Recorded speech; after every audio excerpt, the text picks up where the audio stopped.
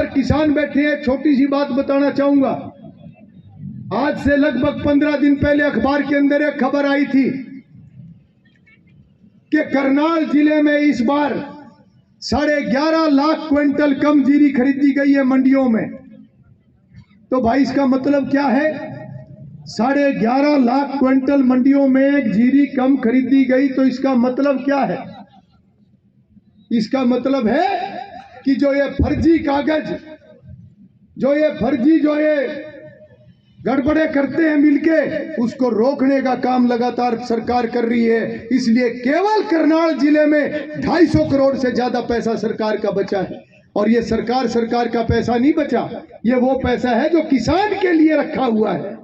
जो किसान के लिए सरकार पैसा भेजती है वो ईमानदारी से खाते में किसान के जाना चाहिए, वो किसी 2 नंबरी के जेब में नहीं जाना चाहिए। ये काम भारतीय जनता पार्टी की सरकार कर रही है। जब पिछली सरकारों के साथ कामों की तुलना होगी, मुझे याद है हमारी ये यमुना की बेल्ट क्या हालात हुआ करते थे, इस पूरी यमुना की बेल्ट के। अभी सरपंच साहब ने अपनी बात रखी, पंजू राम जी ने अपनी बात रखी।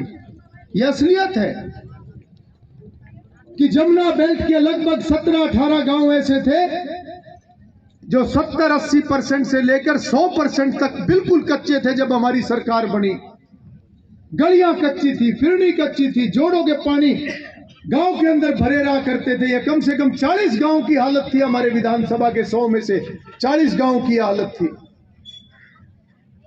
अभी पंजूराम जी बता रहे थे कि मोहिद्दीनपुर गांव का स्कूल 12वीं का हुआ। क्यों आज तक किसी को ये गांव दिखाई नहीं दिया? क्यों आज तक किसी को इस गांव की जरूरत का एहसास नहीं हुआ? आज हमने 14 गांव 12वीं तक के करवाए हैं अपनी विधानसभा में, जिसमें लगभग 12 गांव हमारे जमुना बेल्ट के हैं। चाहे डबर की गांव है, चाहे मोहिद्दीनपुर है, चाहे शेखपुरा है, चाहे आपका ढाकवाड़ा है, चाहे आपका नगड़ा मेघा है, उसके बाद अमृतपुर कला है, उसके बाद चौरा गांव है, उसके बाद आपका गड़ी खजूर है, उसके बाद देवीपुर गांव है, पुंडरी गांव आपका है।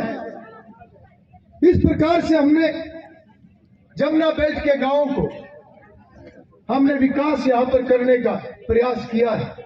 और हमें खुशी है इस बात की कि आज हम अपने इलाके में विकास कर पाए हैं।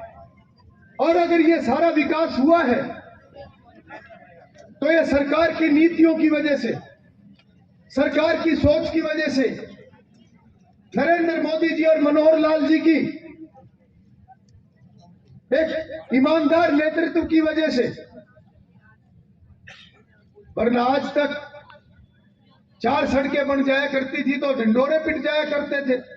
आज हमने खेतों के बहुत सारे रास्तों को पक्का करने का काम किया। अभी भी बहुत बचे हुए हैं, बहुत अभी मंजूर हुए हैं पिछले दिनों में, मगर अभी तक भी हम सैकड़ों खेतों के रास्ते पक्के करवा चुके हैं। 70 नई सड़कों का हमने निर्माण करवाया है। हमने 35 नए पुलों का निर्माण करवाया है। हमने जो किसानों के लिए 20 साल से कंडम शुगर मिल जो खड़ा था, उस नया शुगर मिल को बनाने का काम हमारी सरकार ने किया है। ताली बजा करके स्वागत करिए मुखिया जी का।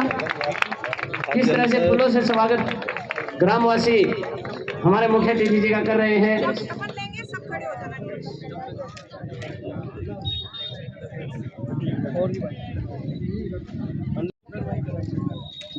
किस तरह से फूल मालाओं से स्वागत कर रहे हैं परमाजने श्री हरविंदर कल्याणी जी, जन जन के प्रिय विधायक,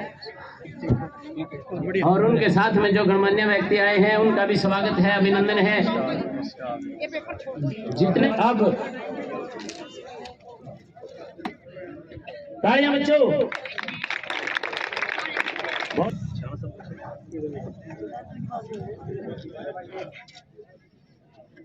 जो हाँ जी ग्रामवासी और मजाक में कहते हैं इनको वोट भी ऑनलाइन देंगे, इनको लोग वोट भी ऑनलाइन देंगे, मगर उनको कोई बताने वाला हो कि तुम्हारे भ्रष्टाचार को खत्म करने के लिए भारतीय जनता पार्टी की सरकार पोर्टल और ऑनलाइन सर्विस लोगों के बीच में लेके जा रही है। आज अगर गरीब आदमी को पेंशन घर बैठे मिल रही है, खाते में मिल रही है, तो समय चला गया आज 100 पैसे चलते हैं तो 100 के 100 पैसे खाते के अंदर पहुंचते हैं। ये उपलब्धि नरेंद्र मोदी जी की है, ये उपलब्धि भारतीय जनता पार्टी की सरकार की है। ये बड़ी बड़ी बातें करते हैं, ये कहते हैं हम पोर्टल फेंक के जोड़ में फेंक देंगे। अरे वो जोड़ तो तुमसे आज तक खुदवाए नहीं गए, उनको भी खुदवाने का काम 50-50 साल के बाद भारतीय जनता पार्टी की सरकार कर रही है। आज लोगों के भले के काम को कोई रोक नहीं पाएगा, कोई आंख उठा के भी नहीं देख पाएगा। किसी गरीब के हक की बात अगर है तो गरीब का हक गरीब को मिलेगा। किसी भ्रष्टाचारी को भारतीय जनता पार्टी की सरकार देने की हिम्मत भी कोई लेने की हिम्मत नहीं कर सकता। ये एक संकल्प है प्रधानमंत्री नरेंद्र मोदी जी का। जब हमारी सरकार बनी तो बुजुर्गों की पेंशन 500 रुपए थी। बुजुर्ग बैठे हैं यहाँ पर, कितनी थी? 1000 रुपए। 1000 रुपए पेंशन थी। 10 साल जो सरकार रही हमारे से पहले, उसने कितनी पेंशन बढ़ाई थी? कोई बताएगा? 10 साल जो पिछली सरकार रही, जो आज कहते हैं हम आने वाले समय में पता नहीं क्या कर देंगे, तो उन्होंने क्या करा वो बता रहा हूं। जब हमारी सरकार बनी तो पेंशन 1000 रुपए थी बुजुर्गों की, और बाकी पेंशन। उससे पहले 10 साल सरकार कांग्रेस की रही, कितनी पेंशन बढ़ाई 10 साल में? 500 रुपए बढ़ाई। हमारी सरकार ने 9 साल के अंदर 2000 रुपए पेंशन बढ़ाने का काम कर दिया। 2000 रुपए, 4 गुना ज्यादा। और किसी भी योजना को उठा के देख लेना, हर चीज के अंदर बढ़ोतरी हमारी सरकार ने की है। आज इतने लोगों के लिए 5 लाख रुपए तक का मुफ्त इलाज, ये कहां से आया पैसा सरकार के पास?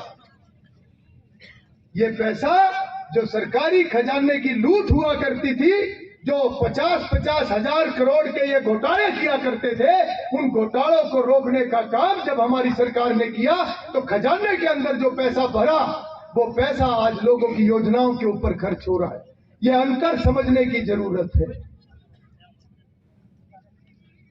और दूसरा उद्देश्य इस यात्रा का ये है कि हमने शपथ ली है कि 2047 तक हमारा देश विकसित राष्ट्र की सूची में होगा। इस इलाके में हाईटेक मंजूर हुई है, बड़ा पिछड़ा हुआ इलाका था, विशेषकर युवक युवतियों में बड़ी खुशी है। क्या कहोगे, आगे की ओर क्या योजनाएं हैं? वास्तव में मुख्यमंत्री मनोहर लाल जी के नेतृत्व में हमारे हल्के ने बहुत विकास किया है और बड़े योजनाबद्ध तरीके से कामों को आगे बढ़ाया गया है। एक ITI 4 वर्ष पूर्व हमारी विधानसभा को मिली थी। यमुना बेल्ट के लिए एक अलग से ITI की लगातार मांग मुख्यमंत्री जी के समक्ष रखी गई। लोगों की एक डिमांड थी, हमारे क्षेत्र के युवाओं की, बेटियों तक की भी डिमांड हुआ करती थी, खासतौर पर जो हमारे जमुना के साथ के गांव हैं। और एक इच्छा उन सभी बच्चों की थी कि एक ऐसा यहाँ पर भी कोई इंस्टीट्यूट आए कि उनको भी कोर्स करके एक रोजगार के अवसर उनको मिले। तो मैं समझता हूँ कि हालांकि ये इसमें समय बहुत लगा, काम भी थोड़ा कठिन था, मगर मुख्यमंत्री जी का मैं आभार व्यक्त करता हूँ कि उन्होंने इसकी मंजूरी दी है विभाग की पूरी फिजिबिलिटी होने के बाद। और अब यमुना बेल्ट के बहुत सारे गाँवों को इसका लाभ मिलेगा जो कि करनाल तक जाने में असमर्थ हुआ करते थे। और मैं समझता हूँ कि ऐसे कोर्स भी यहाँ पर हम लाने का काम करेंगे, जिन कोर्स को करने के बाद हमारे युवाओं को, हमारी बेटियों को वो पैरों पर खड़े होने में मदद मिलेगी, उनको रोजगार मिलेगा। और इसके लिए मैं बहुत बहुत पूरे क्षेत्र को भी बधाई देता हूं कि उनकी एक सोच थी जो पूरी हुई है। 2 बड़े कम्युनिटी सेंटर भी बनाए जा रहे हैं। अभी लगभग 18 नए कम्युनिटी सेंटर अलग अलग गाँव में, अलग अलग क्लस्टर के हिसाब से, जो बड़े गाँव हैं वहाँ पर बड़े कम्युनिटी सेंटर, और जहाँ छोटे गाँव हैं वहाँ छोटे कम्युनिटी सेंटर। और जो बड़े गांव हैं उनको 4-4, 5-5 गाँव को लाभ मिले, इस प्रकार से योजना बनाई गई है। तो उस तरीके से मैं समझता हूं कि जब ये कम्युनिटी सेंटर बनेंगे तो बहुत बड़ी संख्या में जो एक कार्यक्रम होते हैं, शादी ब्याह होते हैं, तो लोगों को बड़ा खर्चा उसके लिए करना पड़ता है, तो बहुत बड़ा लाभ लोगों को मिलेगा। पिछले प्लान के अंदर भी बड़ी संख्या में हमने कम्युनिटी सेंटरों का गाँव के अंदर निर्माण कराया। और वही हमारी सोच थी कि जब शहरों के अंदर लोगों को सुविधा मिलती है तो देहात के हमारे लोगों को सुविधा क्यों नहीं मिलती, जबकि उनको सुविधाओं की ज़्यादा ज़रूरत है। हमने फोकस किया इस ओर, और उस क्रम को आगे बढ़ाते हुए, क्योंकि कोरोना काल में जो गति हमारी रुकी थी विकास की, वो अब दोबारा चली है और अब बचे हुए सभी कामों को हम आगे बढ़ा रहे हैं। और वास्तव में ये बड़े बड़े कम्युनिटी सेंटरों के निर्माण से बहुत बड़ा लाभ हमारे समाज और सभी लोगों को मिलेगा।